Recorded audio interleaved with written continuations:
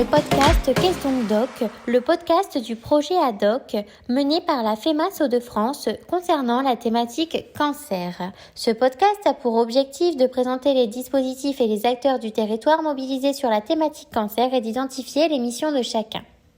Je me présente, je suis Laurine, je suis en charge de projet au sein de la FEMAS Hauts-de-France et en charge du projet ADOC.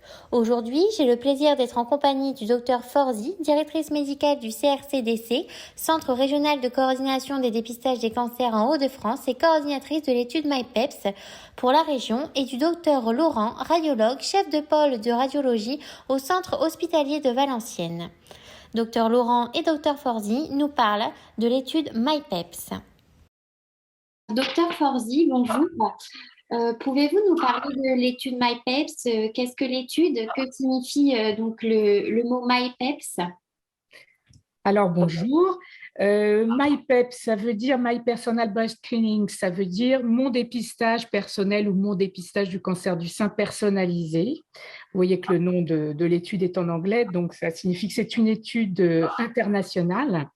Il y a 6 pays qui participent, la France, la Grande-Bretagne, l'Italie, l'Espagne, la Belgique et Israël. Et quel est l'objectif de cette étude? Le but de l'étude, c'est de savoir si un dépistage personnalisé sur le niveau de risque de cancer du sein, niveau de risque individuel de cancer du sein, pourrait avoir plus d'avantages, pourrait faire mieux que le dépistage standard. Actuellement, le collectif prime en dépit de la personnalisation. Une femme âgée entre 50 à 64 ans reçoit un courrier l'invitant à réaliser une mammographie. Est-ce bien cela?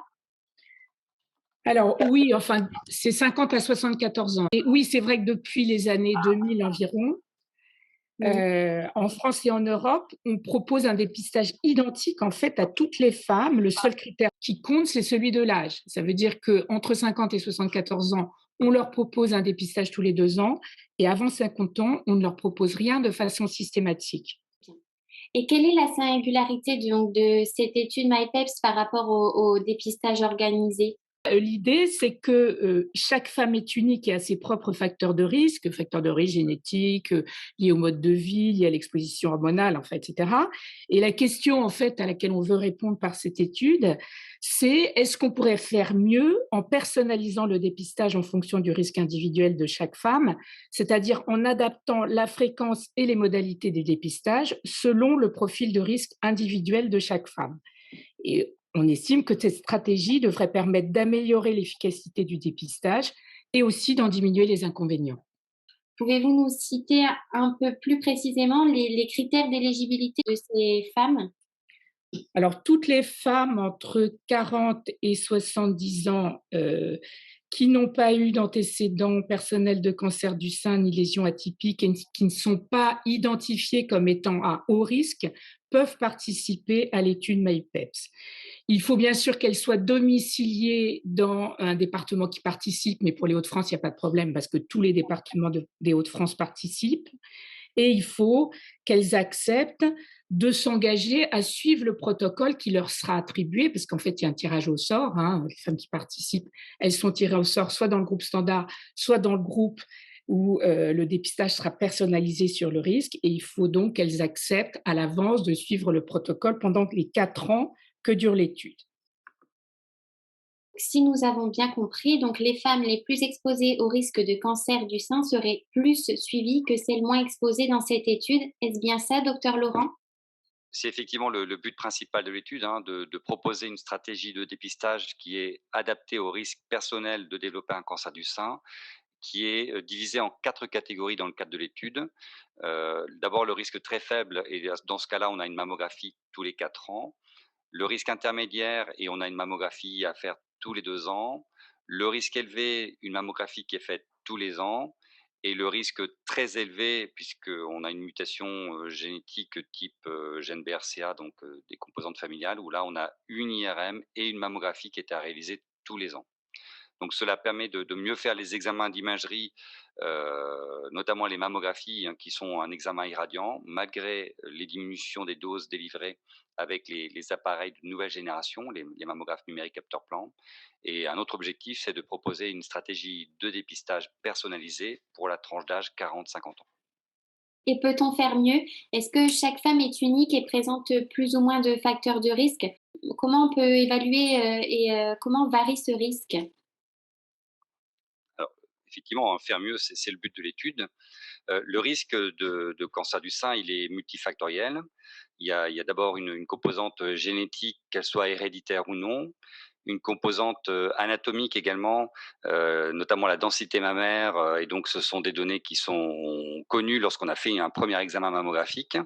Une composante également hormonale, qu'elle soit directe ou indirecte dans l'alimentation.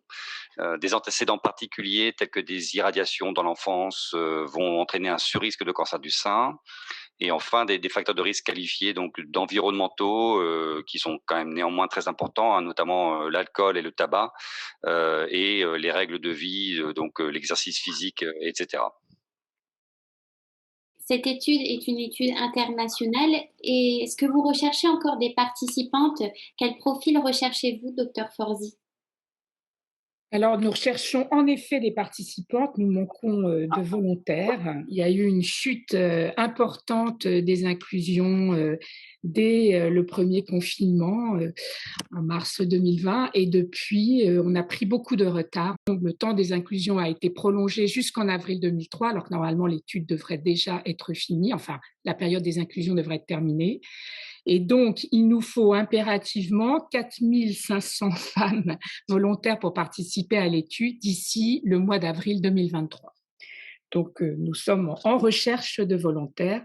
Et comme je vous l'ai dit, toutes les femmes entre 40 et 70 ans sans antécédent de cancer du sein ou non identifiées comme à haut risque. Merci. Et comment ces dames peuvent participer? Est-ce qu'elles doivent s'inscrire en ligne via un professionnel de santé? Comment cela se passe? Alors, en fait, elles peuvent déjà aller sur le site mypeps.eu, donc mypebs.eu, et elles sont ensuite guidées sur le site. Il y a un petit icône où c'est marqué participer à l'étude. Il faut cliquer dessus. Ensuite, il y a un petit test de prééligibilité. Et puis, si le test est réussi, il y a la liste des investigateurs qui s'affiche. Parce qu'en fait, pour être inclus dans l'étude, il faut aller voir, faire une visite chez un médecin investigateur qui va donc réexpliquer l'étude et permettre à la femme de signer son consentement. Elles peuvent aussi, si elles veulent avoir plus d'informations, me joindre directement. Je vais donner mon numéro, c'est le 03 21 19 04 14. Et à ce moment-là, je leur expliquais comment ça marche et je pourrais leur envoyer aussi la liste des investigateurs de la région. Docteur Laurent, donc en tant que médecin investigateur, pouvez-vous nous expliquer comment un professionnel de santé peut inclure une patiente? Et alors c'est extrêmement simple, hein. Il suffit d'être déclaré comme médecin investigateur auprès de l'étude. Cela permet la création d'un profil médecin personnalisé sur la plateforme d'études en ligne. La patiente doit avoir déjà eu une mammographie. Le compte-rendu de cet examen doit comporter la notion de densité mammaire. Donc, on se connecte à la plateforme, on explique l'étude à la patiente, on recueille le consentement éclairé de la patiente et une fois que le questionnaire est rempli, on procède donc à la randomisation, hein, puisqu'il y a un tirage au sort qui est réalisé dans le cadre de l'étude. Soit on est tiré au sort dans le bras dépistage standard et on continue les mammographies au rythme habituel et ça permet de comparer les deux stratégies. Soit on est tiré au sort dans le bras dépistage personnalisé, enfin la patiente est tirée au sort bien sûr, et à ce moment-là, on recueille l'échantillon de salive pour l'étude génétique complémentaire. Et est-ce un procédé simple pour devenir médecin investigateur? Alors oui, c'est très simple, hein, il suffit de se connecter comme les patientes sur la plateforme mypeps.eu et il y a un petit onglet Devenez médecin investigateur où tout est bien expliqué, le but de l'étude, les formalités à réaliser pour pouvoir postuler et devenir médecin investigateur. Très bien. Et quels seraient vos arguments pour convaincre les autres professionnels à sensibiliser leur patientèle à cette étude? Bah, le but, c'est d'améliorer encore, les choses, hein. Donc, le dépistage organisé, il est déjà très qualitatif en France, mais comme tout dispositif de santé publique, qui est évalué, bah, il y a des pistes d'amélioration qui sont identifiées, hein. Parmi celles-ci, la dématérialisation des clichés pour, réaliser la deuxième lecture sur console, interprétation sur, film aujourd'hui, qu'on ferait sur console demain. Donc ça, ce serait déjà un gage de qualité. Une autre piste pourrait également être de mieux sélectionner les patientes afin de cibler les expositions aux rayons X pour celles qui en ont le plus besoin et limiter les rayons X pour celles qui en ont le moins besoin. Donc ça, c'est vraiment le but principal de l'étude MyPeps. Et une autre discussion, mais c'est au-delà de l'étude MyPeps, ça pourrait être l'intérêt de la tomosynthèse également, qui est un sujet de discussion et d'attente de la part des radiologues. Après cette étude, que peut-on espérer si celle-ci est concluante, docteur Fordy et docteur Laurent, en tant qu'experts un peu de cette étude?